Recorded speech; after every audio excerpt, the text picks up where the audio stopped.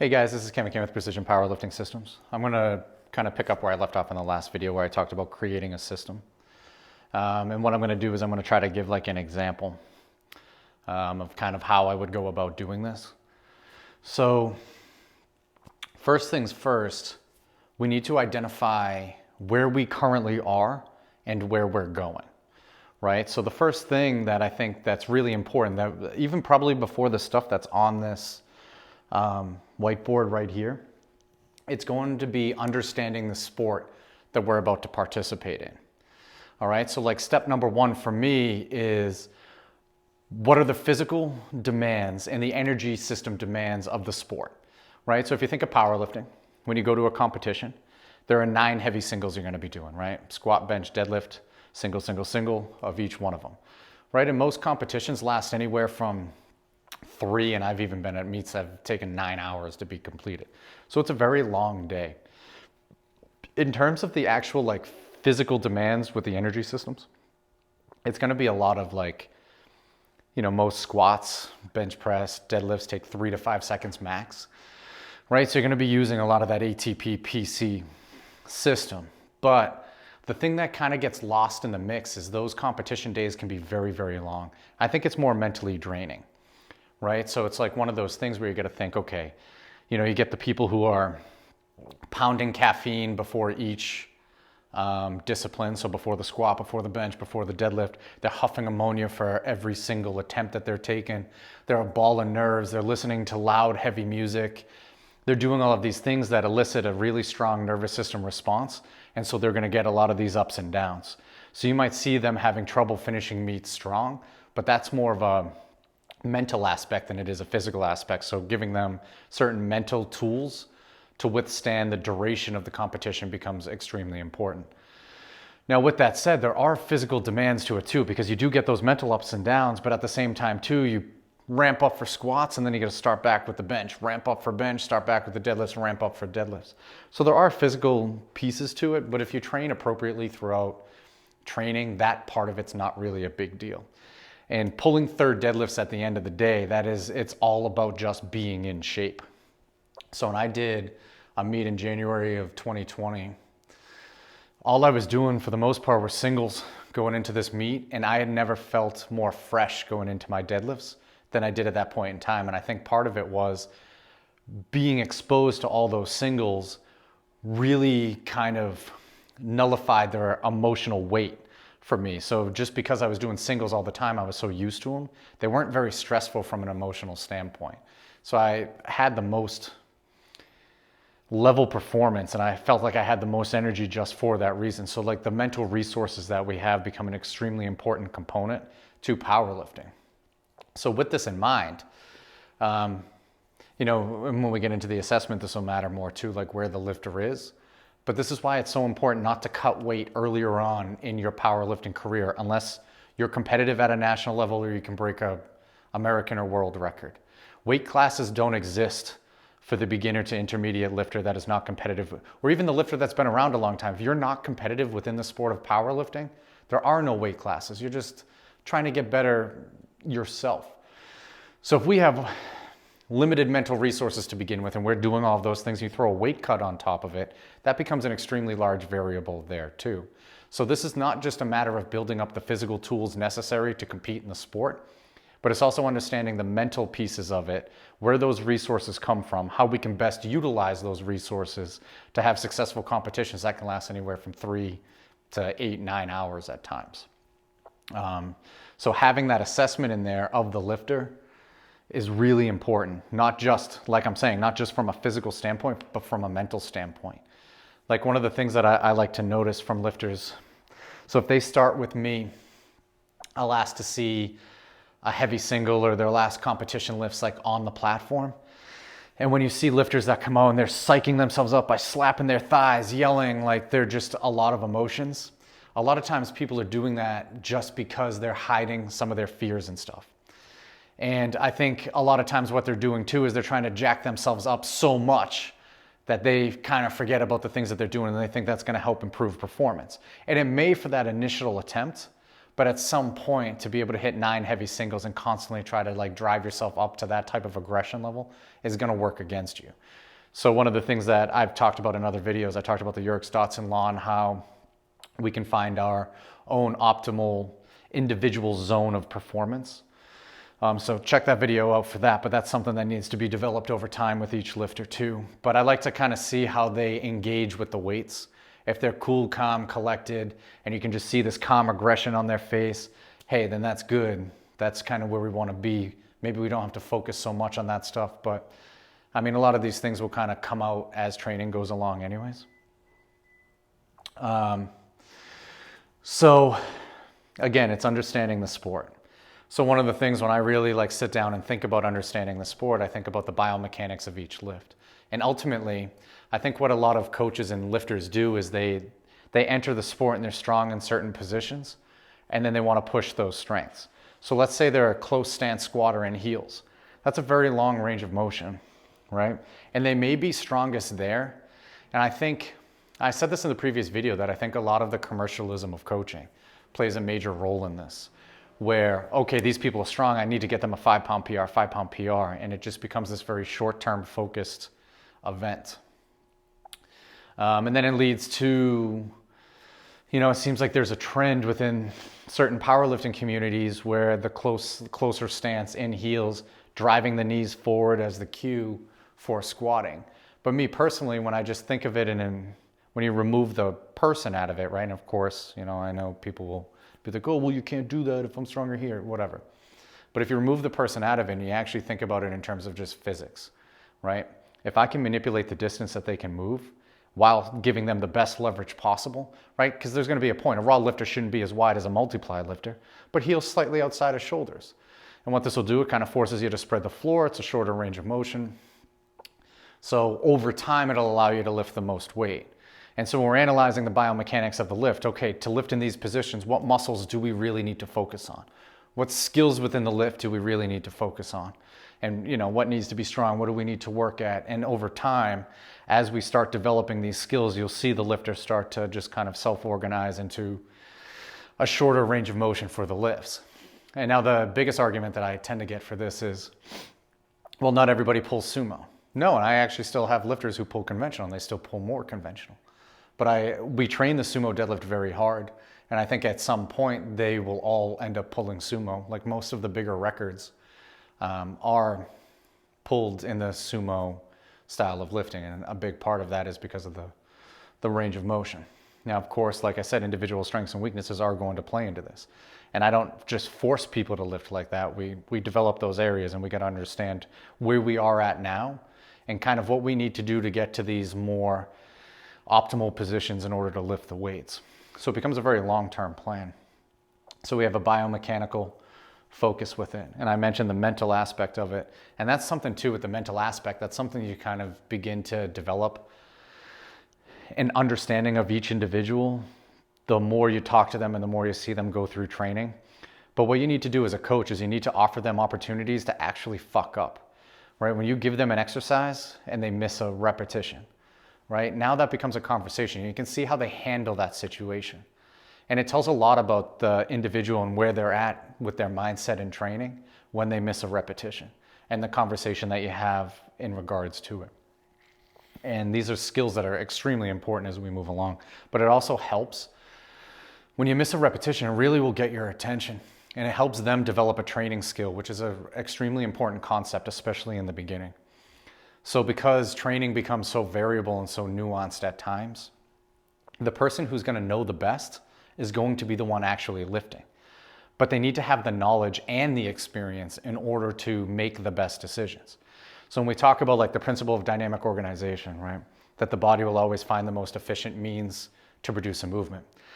This doesn't mean that it'll just naturally go into more biomechanically efficient movement patterns to execute the movement. What it's going to do is it's going to use the resources that it currently has and find a way to get it done. So for that new lifter, it might be a close stance heeled squat, right? That they found is where they're strongest. So the body will just try to become more efficient in that movement pattern. Now, what you end up seeing is, the argument of specificity.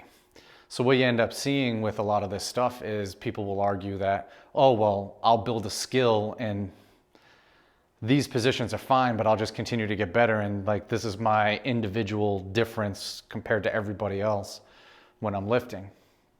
And I mean, there's some truth to that in the current moment, but when we're talking about long-term success within the sport, it's probably not the best. What we want to do is we want to set them up to learn how to lift more efficiently so that their body will choose to pick more efficient strategies in order to execute the lifts. And part of that efficiency has to do with the mental aspects of the sport. So if you're not giving somebody heavy singles enough, and then their only exposures are from maybe a test before a competition or even just at the competition itself, that's not enough throughout a year. So what this can end up doing is it can ruin the efficiency of the movement because mentally they're just unprepared to handle those situations. So that's where you get the loud music, the pre-workouts, the ammonia, like all these other aspects that are coming into it that are going to drain us of our resources. And when they drain us of our resources, our actual physical efficiency, you'll start to see breakdowns in performance. And also just the way that like certain neurons are going to fire under those conditions are going to be very different. But if we find that individual optimized zone and we can get to that zone, we have the right mindset so our body can do the job that we've trained it to do over the course of the entire training block or however long we've been doing things. So for a biomechanical assessment, it seems to be like lately too, there's a lot of personal trainers that are playing powerlifting coach and they're coming up with these weird assessment strategies about like, whether they should do so many pull-ups or goblet squats or single leg lifts or some other assessment in order to start participating in the sport. Again, this comes back to understanding the concepts necessary for the sport. What is the sport?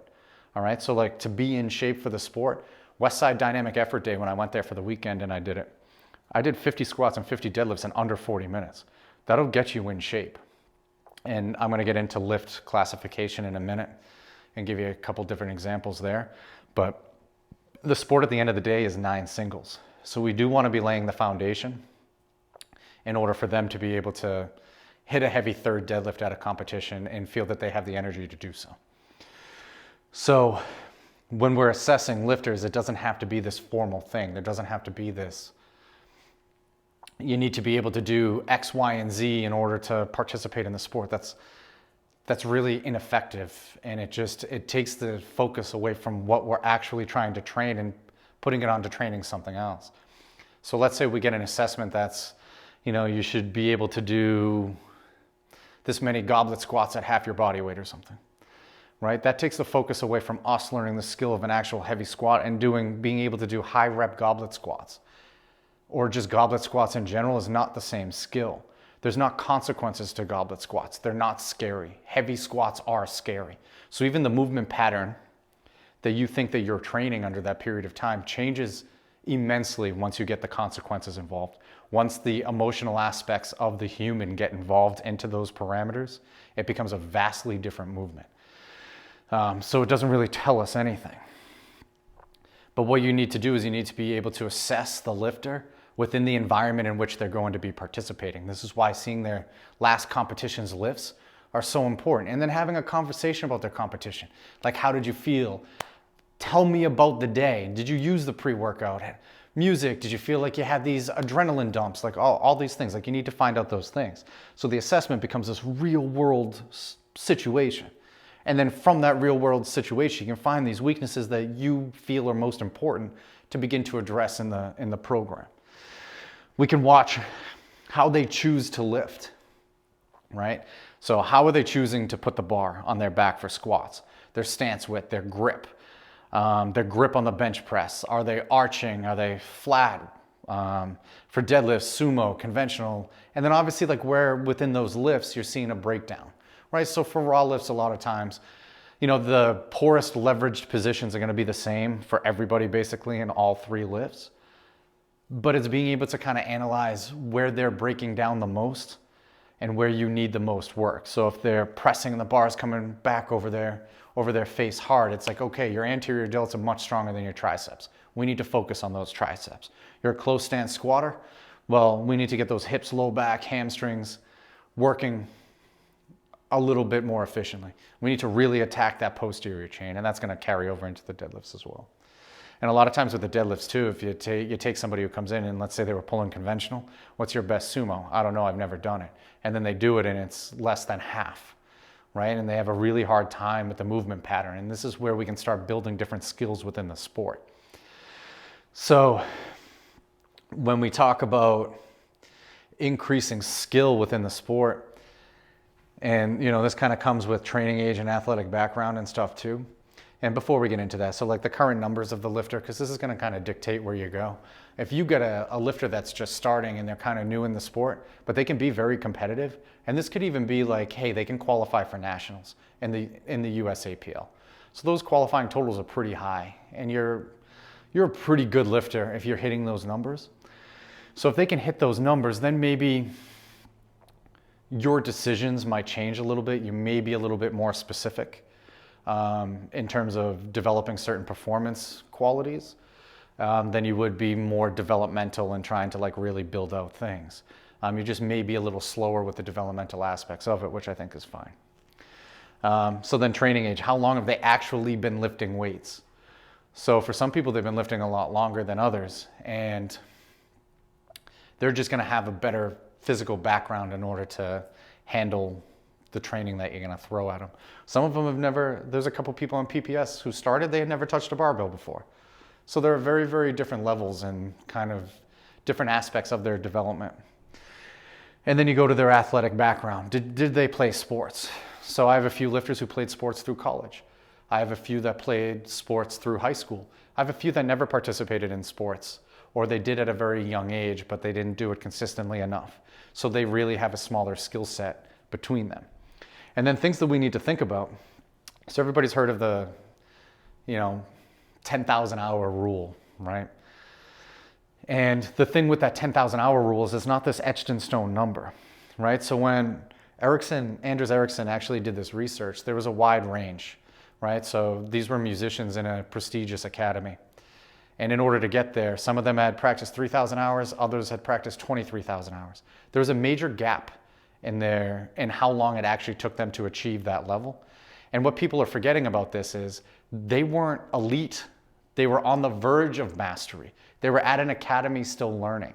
So by the time that they even got there, the 10,000 hours as an average was probably well over 20,000 hours of time spent actually learning the skill. So learning a skill takes a long time, no matter what. Some people just learn a lot faster than others. So I'm going to use an example here of baseball.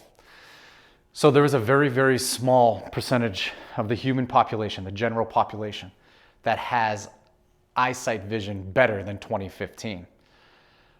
But when they analyze professional baseball players, the majority of them are at 2011, 2010. There's even 28 scores that they get. So they're much better than 2015 vision, and they're much better than 2015 vision at a much higher percentage than the general population.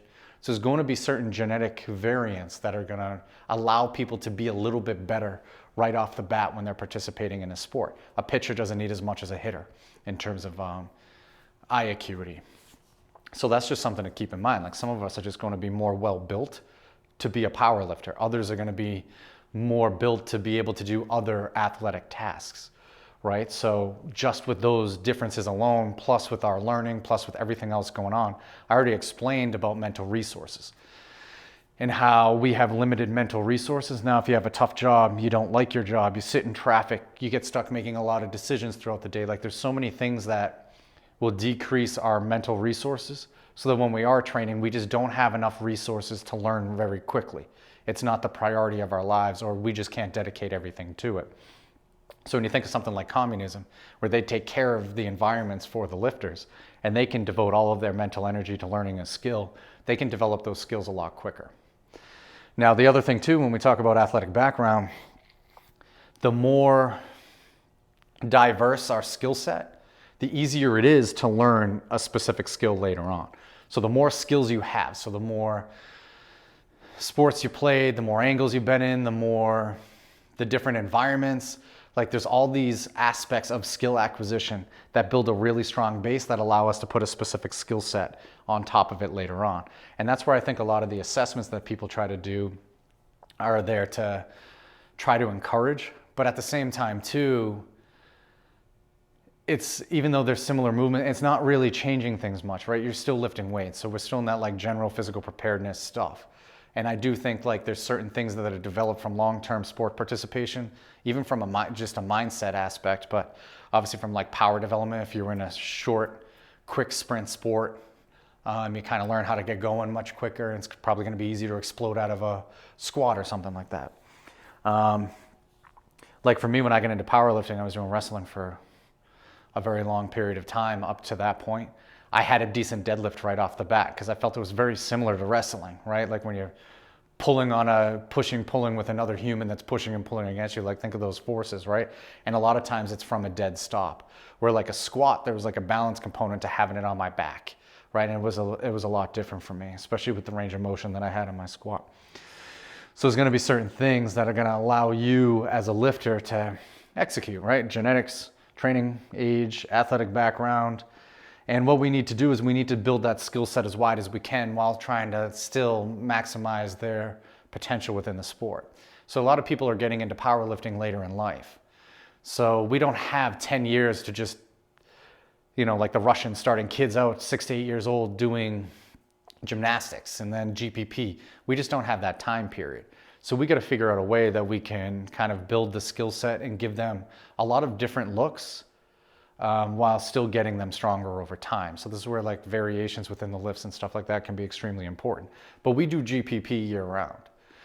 So, and I'm going to get into lift classification in a minute, but we do 2 to 4 GPP exercises every single training day, year round. It never ends. So we're making sure that we're attacking that stuff as much as humanly possible. So after we kind of have an idea of who we're working with, where are we going? So for PPS, we're a high performance powerlifting club. So this is for people who want to compete and be competitive at a national level at some point. I don't care where they start. They could start by never touching a barbell, but they're going to make a commitment to high level performance in the sport, where there may be other places to go if you're looking to just have fun or just lift a little bit. So because we're a high performance club and I've laid out the biomechanics and the mindset stuff that I'm looking for. I did another video, it was called Strive to Be Great, where I outlined the pyramid of performance, the pyramid of greatness that I give to everybody. And like each level of the pyramid builds off the next one. And actually the basement of it is more mindset stuff than anything else. So we know where we're going. We want high level performance. We know where we're starting. So what we're going to do is let's take somebody who's kind of brand new. I think this is the easiest thing to say. Let's say they've done one meet, they've been training for 6 months, they really like it and they want to be more competitive. Or they realize that they want to devote more of their energy to powerlifting instead of saying more competitive. So they did their first meet, their numbers are very beginner-like, right? They went 9 for 9, they had a great time, like those things. And, typical, when we look at it, the close stance squat, closer grip bench, not much of an arch because they haven't really practiced in those positions and they're pulling conventional, knees straightened too quick, like those types of things tend to happen, right? So we're going to have a timeline here, right? So each macro cycle that we do is 6 months, right? But for a beginner, our priorities are going to be a little bit different, right? So what month are we in now? So we'll say, let's start October. And then we got November, December. So April will be 6 months away. Okay, so we're looking at that first macro cycle. So we'll end up working backwards on this too. So in terms of lift classification, right? So before we even get into building out this timeline, right? So when you look at Bondarchuk has competitive exercise, and it becomes more of a specificity thing. So it's like competitive exercise is the tip of the pyramid at the top, and then there's developmental exercises, and then there's specific physical preparation and general physical preparation as you move down the pyramid. Now this makes a lot of sense if you're dealing with a competitive athlete, right? Let's say like a track and field athlete, like he was a hammer thrower. So your competitive exercise would be some type of hammer throw, right? And then the developmental exercises might be still pretty specific to the hammer throw. And it'll look very similar to the competition exercise. And then as you get further down, like the general physical preparedness might be stuff you're doing in the gym, right? But when we talk about powerlifting, I kind of take an approach similar to Louis Simmons. So Louis uses the max effort method, the dynamic effort method, and the repetition effort method. I do the same thing, except I don't use the dynamic effort method because I feel it's too light. Obviously his program works extremely well, and there's reasons why he uses it, but there's also reasons why I don't. And part of it's probably my bias. So for 3 years working under Shaco, where the sub-maximal effort method was the primary driver of the program. So I just have a better understanding of how to institute those things for like skill adaptation and volumes and manipulating volumes and stuff like that. Where I found like when we used more dynamic effort stuff, it just wasn't heavy enough for the lifters. It was too light. So having to use higher loads, it just put it more in the sub-maximal effort method. So we use max effort method, sub-maximal effort method, and the repetition effort method. So our priorities are going to change as we kind of go through. So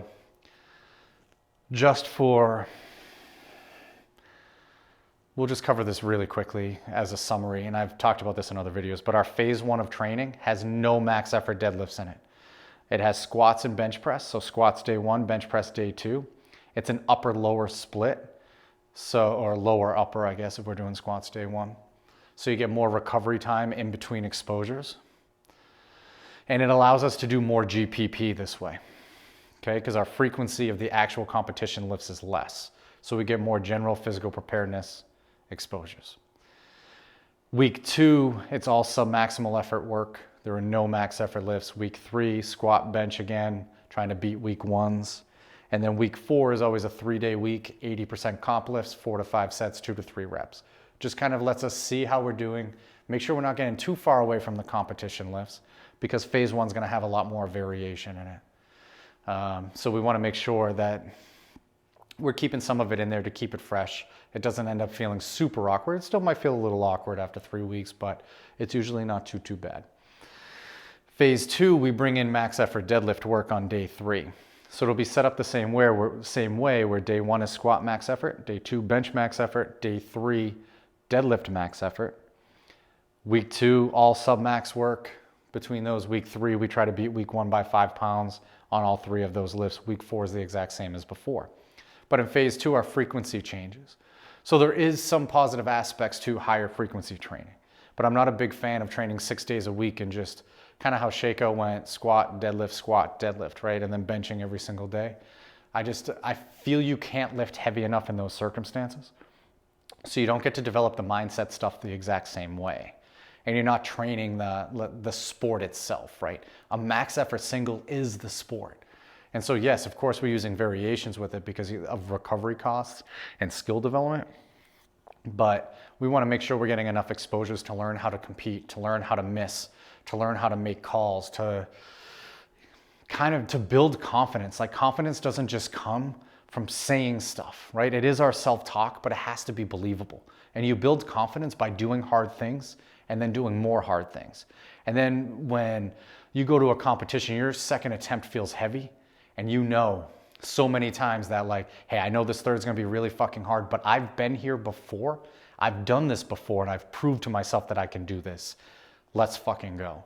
And that's what these max effort lifts will do. But higher frequency training does have some benefits. So towards the end of the week, it still goes squat day 1, bench day 2, so we're getting enough recovery in between those days, right? So by the time that deadlift max effort rolls around, that day 3, there's 72 hours between lower body exposures. And that day 3, we get sub-max bench work before the deadlifts. And then on day 4, we do sub-max volume squats and deadlifts. So get about 50 lifts total, just kind of like Westside does, sub-maximal work there. So because now the lifts are taking up more spots, there's less areas for GPP, but we still run the 2 to 4 exercises each day for GPP work, even through this cycle. And then phase 3 is our comp cycle. So every week, day 1 and day 2 is a squat max effort, and then day 2 is a bench max effort every single week. It doesn't rotate to sub-max effort work. Our day 3 deadlift max effort work still rotates the same way as in phase 2, and our frequency stays the same as phase 2.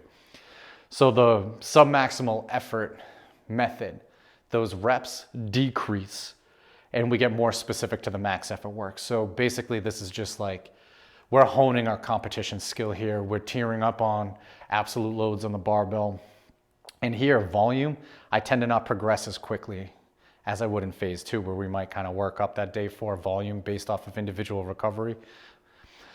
Where phase 3, that volume is more just to get the reps in, get in a groove with it, stay fresh. I'm not really trying to push that volume to make them stronger because I'm pushing more heavy singles.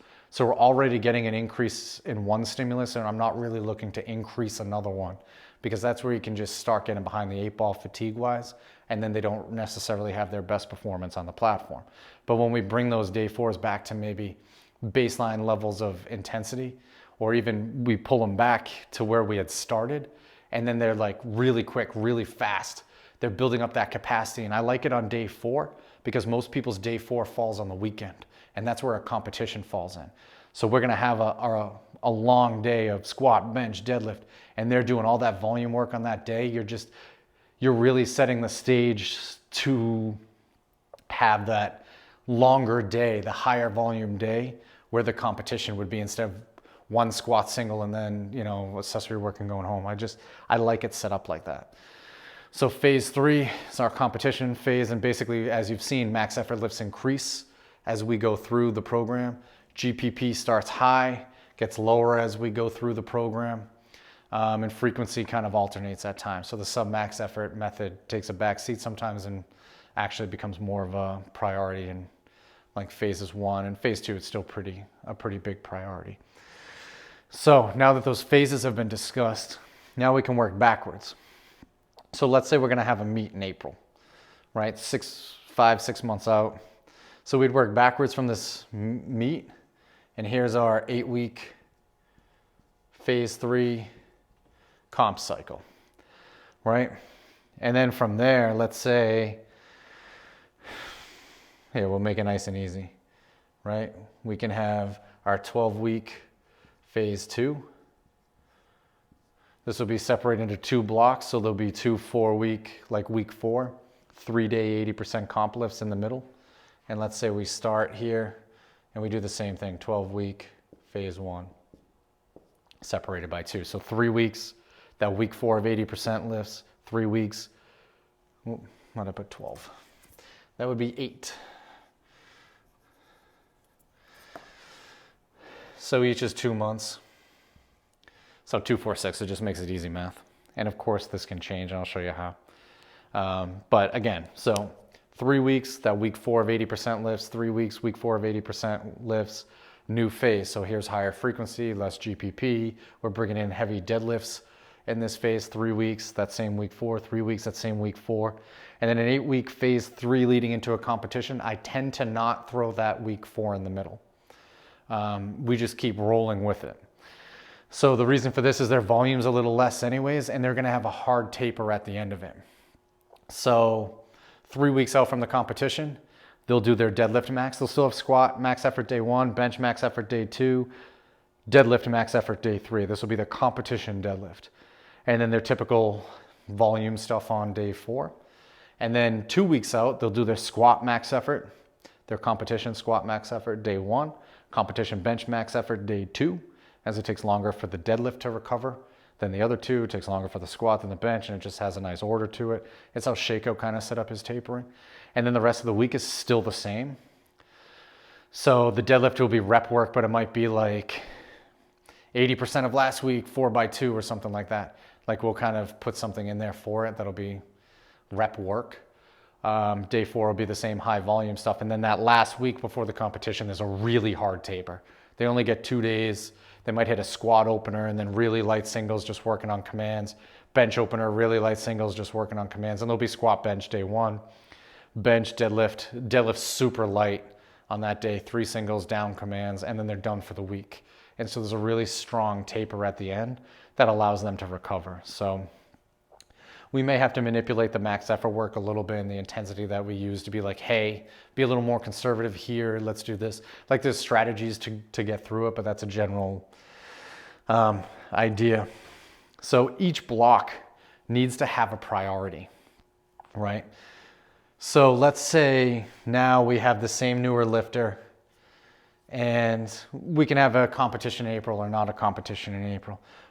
but we want to work on some things. So let's say they've never pulled sumo before, they pulled conventional.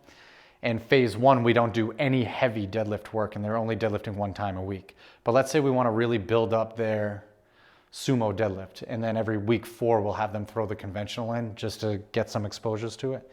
But let's say we want to do that, right? But because they've never done it before, we want to make this 12 weeks.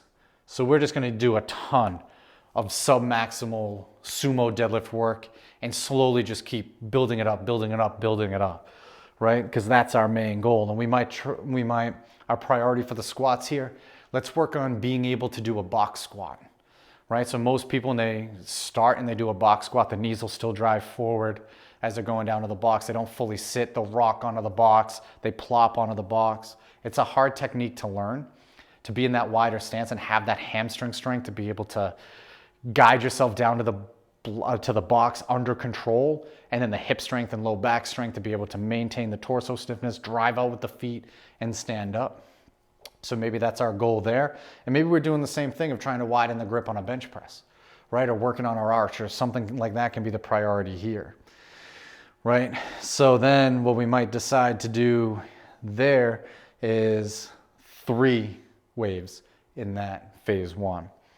And so let's say there are 24 weeks total.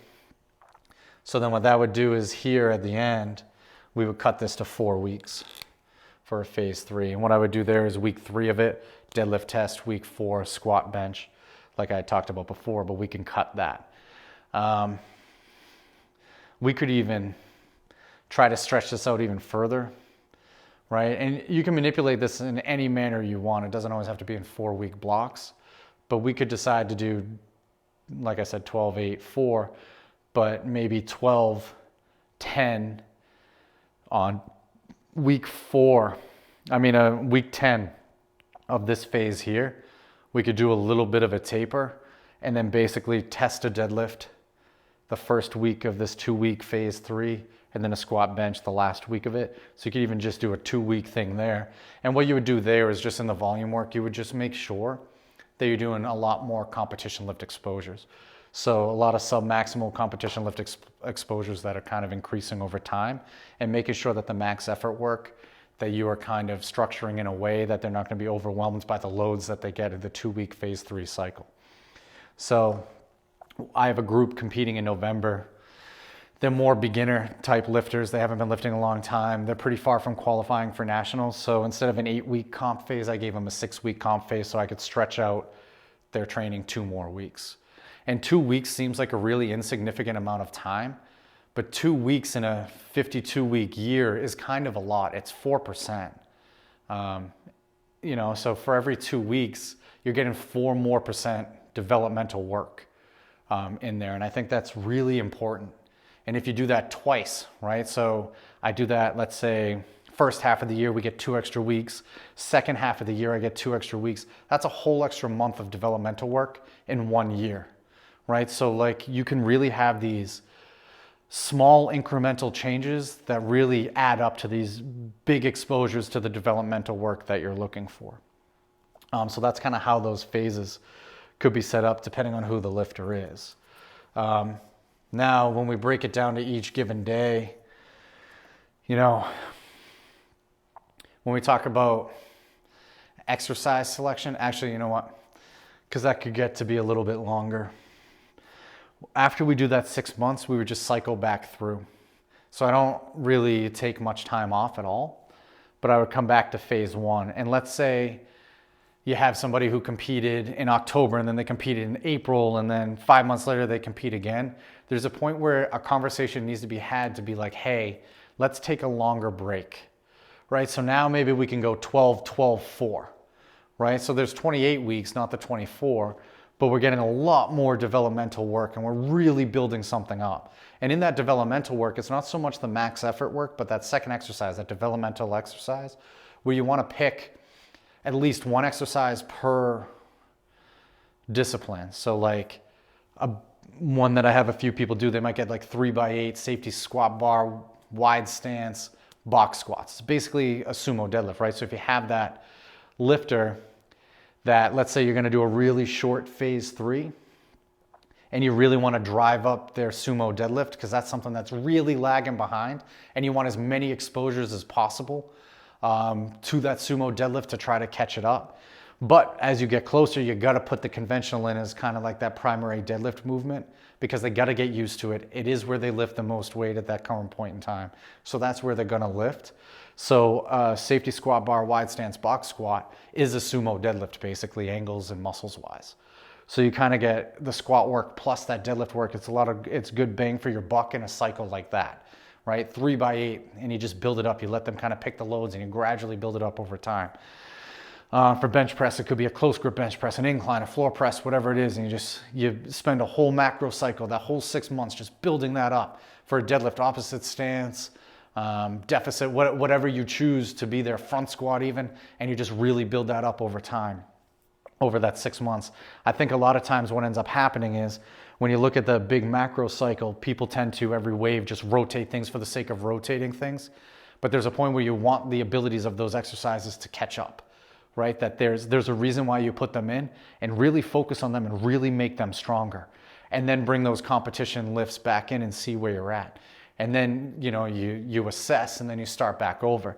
And sometimes what you can do is you can almost even run the same cycle back over, the same developmental exercises, except now you're just adding weight, and you kind of just keep playing it out until it stops working. And that tends to work extremely well. Like, powerlifting is a pretty simple sport. The complexity of high performance is a completely different aspect of it. Like, coaching is a really high level thing, right? There is that art to it. So being able to get somebody to achieve their fullest potential is a really hard task to do, and that's our job as coaches. So, but the physical aspects of laying out the groundwork of it is pretty simple. You just pay attention, and you keep improving upon it as you go. And so when we go through these macro cycles, I'm the one who advances the weights. We don't just randomly do it every week. I kind of assess their fatigue levels based off of last set RPEs. They do these journaling things in there that I read their thoughts in the conversations that we have. So then I come up with that plan of how quickly we're going to progress weights. And so for that beginner that I was talking about, where we're learning the box squat, we're trying to get the sumo to be a lot closer to our conventional deadlift, like there's those aspects going on. That's the priority of training. So we're going to set that macro cycle up in a way that we're going to really focus on those aspects. But let's say you get somebody who their technique's a lot better. They've been training a long time. They can qualify for nationals. They're a little bit more competitive. Now we're going to start pushing performance goals a little bit more, right? We're going to not maybe spend as much time on developmental exercises, but we're really going to push 5-pound PRs on things. And if we're not getting them, we're going to figure out where we can get our recovery from on those other days to start hammering those 5-pound PRs. And what we need to work on, and they'll get a little bit more volume too in terms of developmental exercises and stuff, because they end up lifting more weight. How long somebody's been stuck at the same percentages, right? So if somebody hasn't hit a PR in a little bit of time, they're more used to those weights. They can handle a little bit more volume because their recovery is a little bit better because the weights are more stable. So it's all those different aspects to look at. But somebody like that, so somebody like Alyssa before Nationals got an 8-week comp block. Jess Ward, 8-week comp block. But the people competing in November 6th. Right? So we can stretch out those developmental pieces. It's kind of meeting people in the middle. Ideally, I would give 3 years of just all developmental work, and we would do these fake meets at times, and they would still do max effort stuff.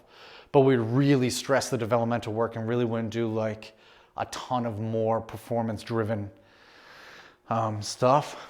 But that's just not possible. So you got to kind of figure out where you can manipulate things in a way that they're still going to get better. They're still going to train the sport. They're going to see the progress happening. And it can just be as simple as 2 weeks here and there, right? You do that twice a year. There's a month extra of developmental work that those lifters competing in November are going to get over somebody like Alyssa or Jess Ward, who competed at nationals this past year. So just some things to think about. Now, I know I probably rambled a lot on this stuff. If you have questions, just reach out to me. What I want to do is do something a little bit more formal, where maybe I can actually take a real person and we'll just break it down and do something like that. But I got to think about the best way to do it. But you can follow me on Instagram. It's KWCAN, our team, Precision Powerlifting Systems.